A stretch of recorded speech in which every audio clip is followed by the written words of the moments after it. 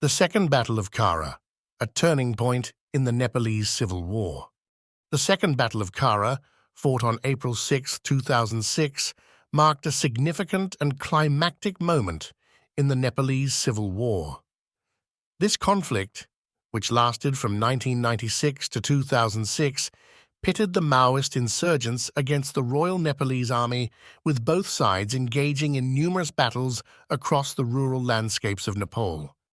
The Battle of Cara in the Rukum district was not just a military engagement, but also a symbolic struggle over the control and future direction of Nepal. The Nepalese Civil War had been raging for a decade, with the Maoist forces aiming to overthrow the monarchical system and establish a People's Republic.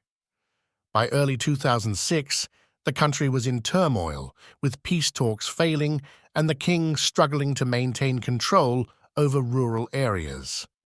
The Maoists had fortified their positions in the mid-western regions, particularly in Rukum, a district characterized by its difficult terrain and strategic significance as a Maoist stronghold. Cara was strategically important due to its location along supply routes and its proximity to Maoist-controlled territories. Securing Cara meant controlling these routes and potentially isolating Maoist forces from crucial supplies and reinforcements. For the Maoists, holding Cara was symbolic of their resistance against the state's authority and their ability to govern territories under their control. The Royal Nepalese Army, aware of the upcoming monsoon that would make military operations difficult, planned a large offensive to reclaim Cara and surrounding areas. They amassed a significant force, including infantry units supported by artillery and limited air support, given the challenging terrain that restricted large-scale use of helicopters. The Maoists, led by experienced commanders who were deeply familiar with the local geography, prepared for a defensive battle. They utilized guerrilla tactics, including ambushes, booby traps, and sniper positions to offset their disadvantages in firepower and resources. The Maoist fighters were predominantly local volunteers, deeply motivated by the cause and willing to defend their positions fiercely. The battle commenced early on April 6th with a pre-dawn assault by the Royal Nepalese Army. The initial phase was marked by heavy artillery shelling aimed at dislodging Maoist fighters from fortified positions.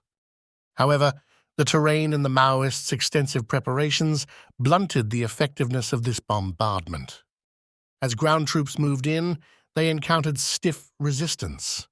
The Maoists had dug in, creating a network of trenches and tunnels that allowed them to move and counterattack without exposing themselves to artillery or sniper fire. The battle quickly turned into a grueling infantry fight, with both sides suffering heavy casualties. The turning point came when a small unit of the Royal Nepalese Army managed to flank a key Maoist position by navigating through a less defended mountain trail. This maneuver allowed them to attack from the rear, causing confusion and disarray among the Maoist ranks.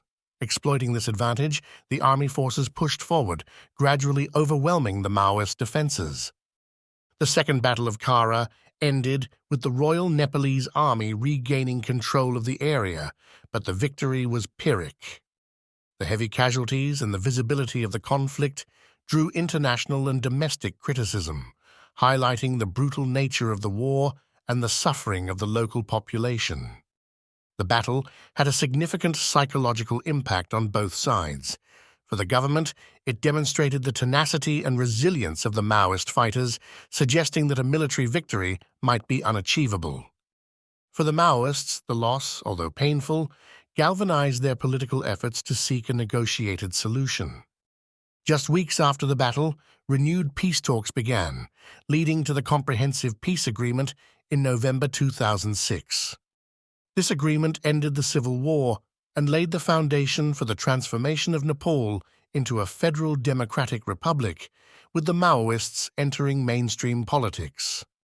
The Second Battle of Khara thus remains a poignant reminder of the complexities of civil conflict and the potential for peace, even after a decade of warfare.